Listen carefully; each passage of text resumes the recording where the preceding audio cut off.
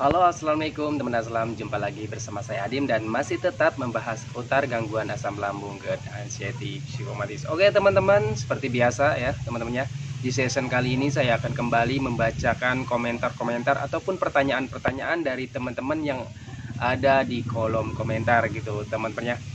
Ya, mohon maaf teman-temannya, buat teman-teman yang komentar-komentarnya ataupun pertanyaannya yang ada di kolom komentar itu tidak bisa saya respon, teman-temannya, belum saya bisa belum saya jawab gitu, teman-temannya. Nah, di session kali ini seperti biasa, saya akan menjawabnya lewat video saja, teman-temannya, karena kalau misalkan saya jawab lewat kolom komentar itu yang taunya hanya 1-2 orang saja, teman-temannya. Dan kalau misalkan saya buatkan videonya ya dari pertanyaan-pertanyaan teman-teman, terus gimana pembahasan ataupun jawabannya dari saya teman-temannya, nanti yang tahunya itu bukan hanya 1-2 orang teman-temannya. Jadi teman-teman aslam yang lain bisa mengetahuinya dan bisa tahu caranya gitu teman-temannya, cara menangani sensasinya, apa penyebabnya gitu teman-temannya. Oke teman-temannya, seperti apa pertanyaannya, gimana pembahasannya, simak videonya sampai selesai. Jangan skip agar kalian mengerti, agar kalian paham. Kalau misalkan kalian mengerti dan paham, kalian akan mudah menangani setiap sensasi dari gangguan asam lambung, GERD, anxiety, psikomatis. Dan buat teman-teman yang baru bergabung, seandainya kalian mau bertanya tentang seputaran gangguan asam lambung, GERD, anxiety, teman-teman itu tinggal klik saja foto profil saya, teman-temannya, klik bagian video, cari saja ya teman-temannya, scroll saja di sana. Saya sudah banyak sekali membahas seputaran gangguan asam lambung, GERD, anxiety, psikomatis, dari berbagai macam sensasi, terus gimana cara menangani setiap sensasi yang hadir. Di situ sudah saya buatkan video-videonya teman-temannya. Kalian tinggal cross check aja teman-teman, kalian tinggal cek terus, pahami terus, terapkan ke hidup kalian teman-temannya. Insya Allah teman-temannya, kalau misalkan kalian konsisten kalian itu akan bisa cepat membaik gitu teman-temannya. Oke teman-temannya, kembali lagi ke pembahasannya ataupun ke pertanyaannya teman-temannya. Oke ya, di sini saya screenshotkan. Mohon bersabar ya teman-temannya. Ini kemungkinan videonya singkat aja teman-temannya karena waktunya terbatas gitu ya. Dok gimana? Waduh, bukan dokter saya ya.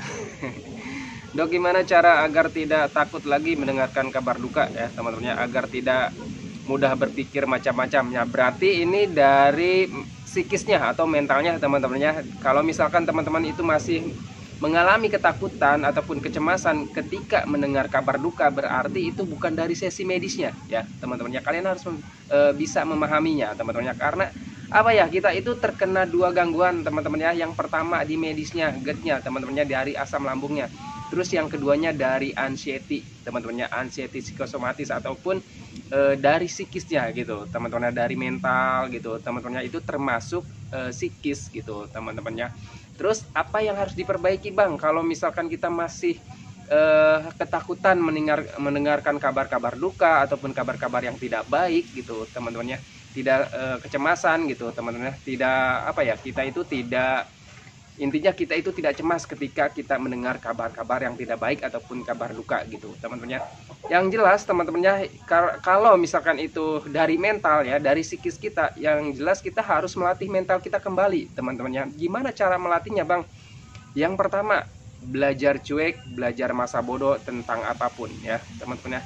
Itu yang pertama ya. Yang keduanya, kalau bisa dihindari ya, kalau bisa, kalau tidak ya kita belajar masa bodoh gitu teman-temannya.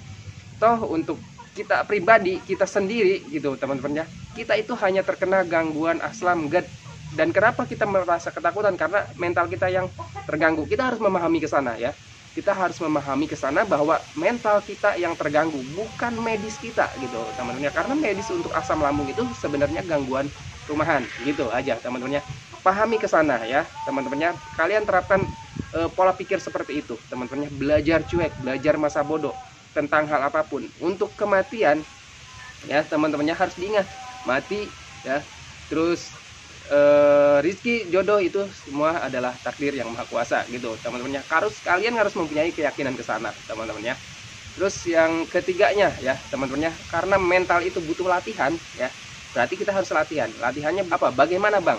Kalau untuk saya pribadi teman-temannya, yang pertama kita itu membiasakan diri ya, membiasakan diri. Misalkan ya, untuk orang-orang yang terkena gangguan asam lambung, GERD, anxiety, psikomatis, pengalaman saya pribadi itu untuk keluar rumah takut ya teman-temannya, untuk bersosial takut gitu teman-temannya.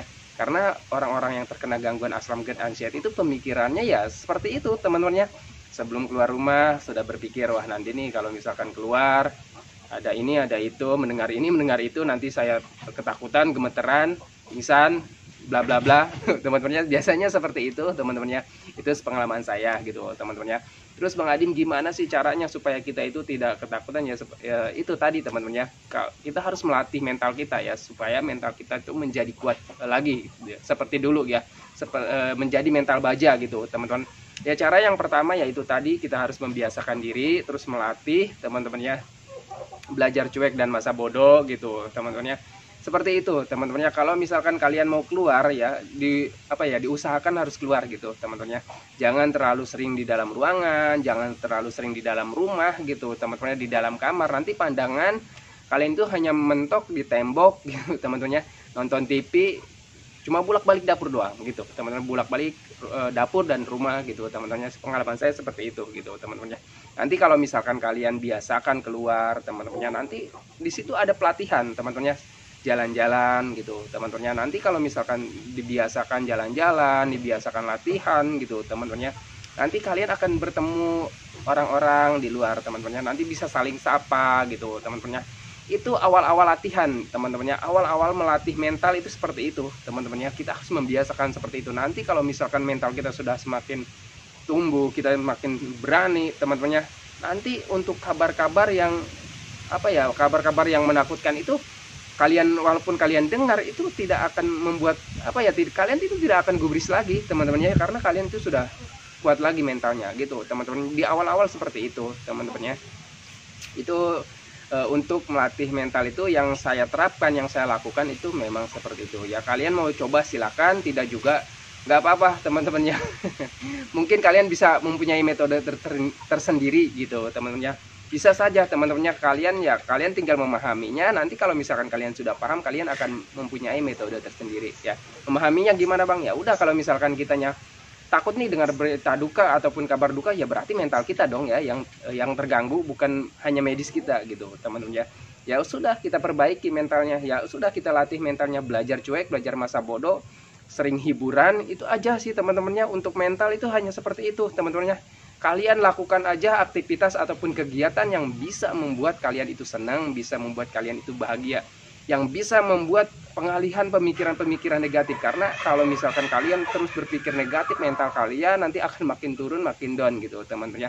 Nanti keberanian kalian juga ya menjadi kecut lagi teman-temannya. Seperti itu ya untuk pembahasan cara melatih mental ataupun menghindari menguatkan diri itu teman-temannya, supaya tidak takut lagi mendengarkan berita-berita duka ataupun kabar duka gitu teman-temannya, ataupun kabar yang nggak baik gitu teman-temannya.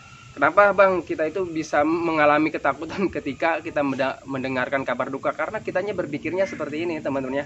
Kita itu berpikirnya kalau misalkan ya, ini contohnya teman-temannya mendengarkan suara ambulan ataupun berita di musola gitu teman-temannya, tentang orang yang meninggal gitu teman-temannya. Karena kita itu berpikirnya, wah ini orang sudah meninggal, nanti jangan-jangan nih saya nih. Biasanya selalu berpikir seperti itu teman-temannya, karena kita itu sedang merasakan sensasi yang tidak nyaman, biasanya seperti itu ya teman-temannya.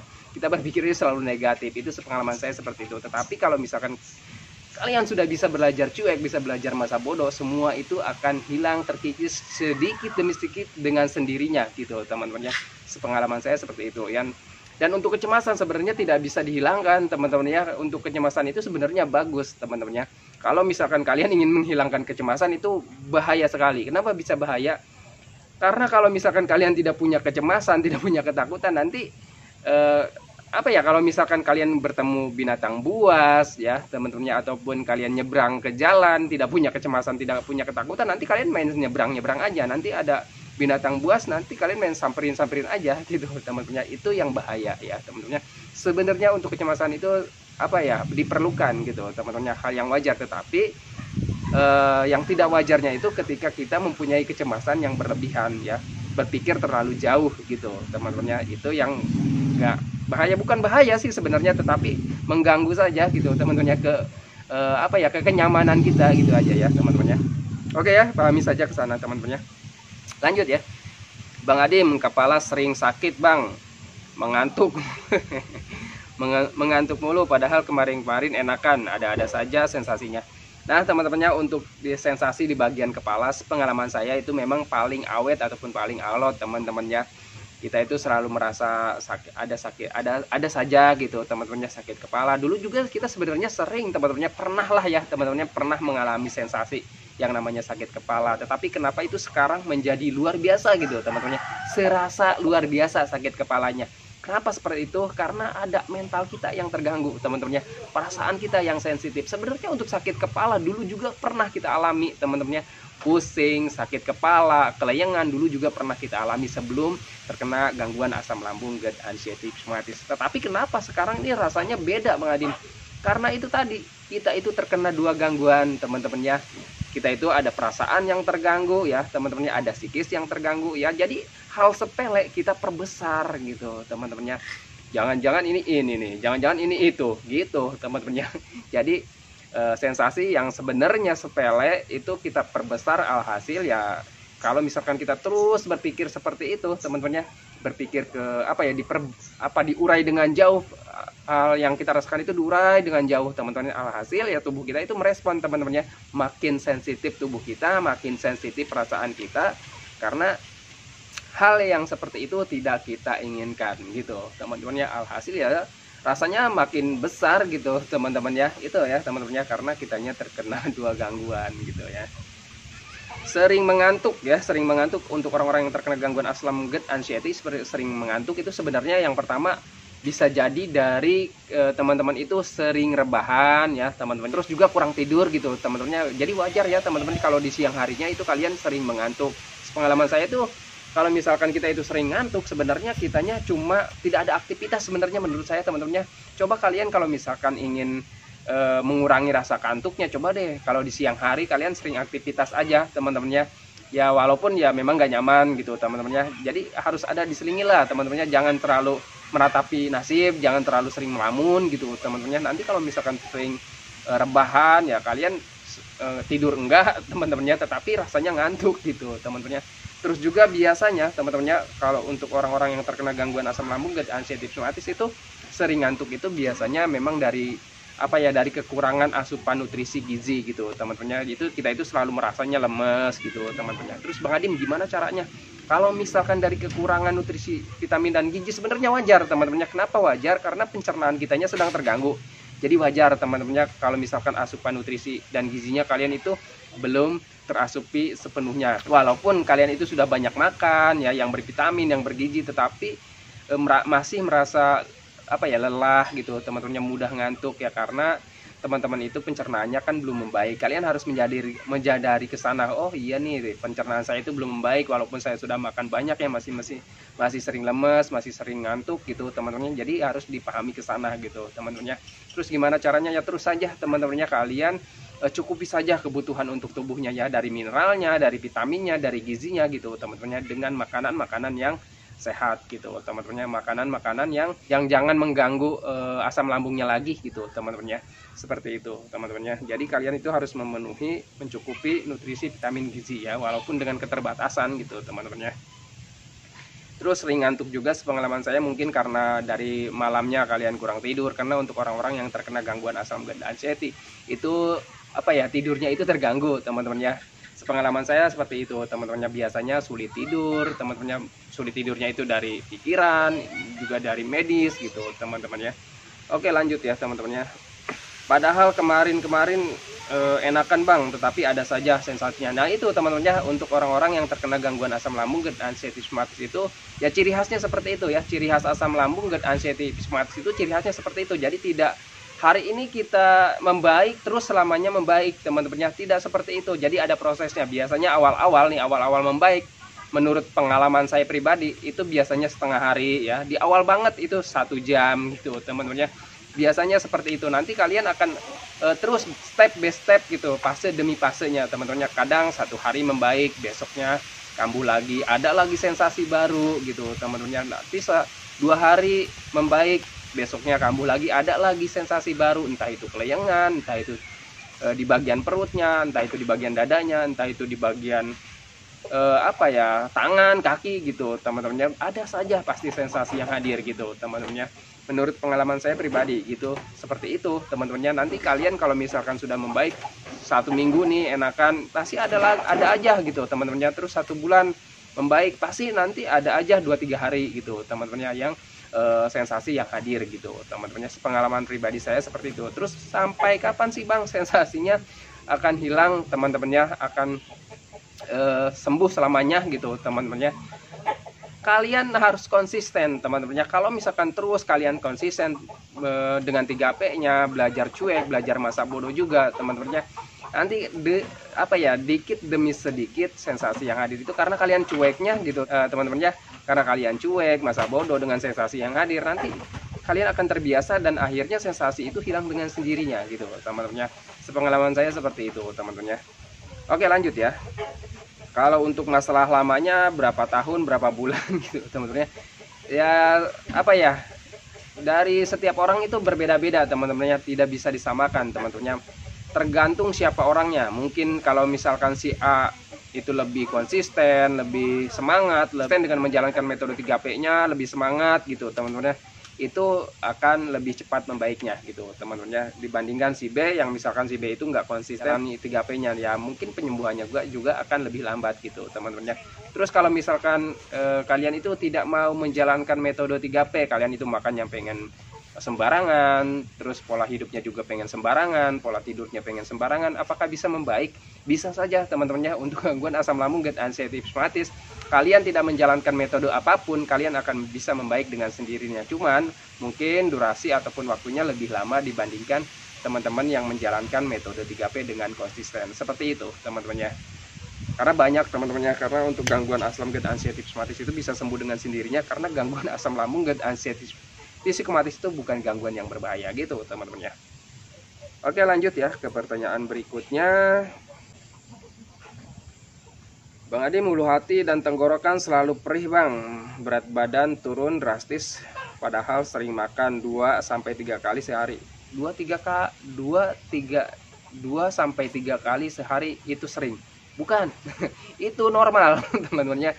Kalau 2-3 kali sehari itu sebenarnya bukan sering, tetapi itu dianjurkan untuk orang-orang yang sehat juga makan itu 2-3 kali ya. Yang bagusnya 3 kali ya. Memang harus seperti itu teman-teman ya.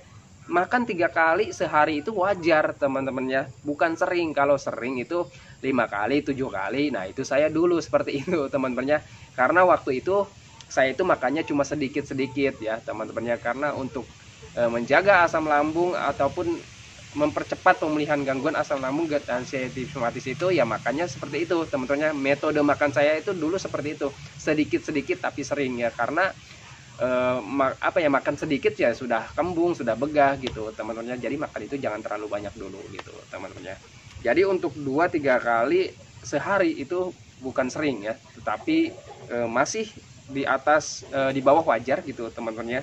Sebenarnya seharusnya untuk orang-orang yang terkena gangguan asam lambung, GERD, anxiety itu sering makan, sering minum, sering ngemil gitu teman-teman, untuk terus mencukupi kebutuhan untuk tubuhnya gitu teman-teman.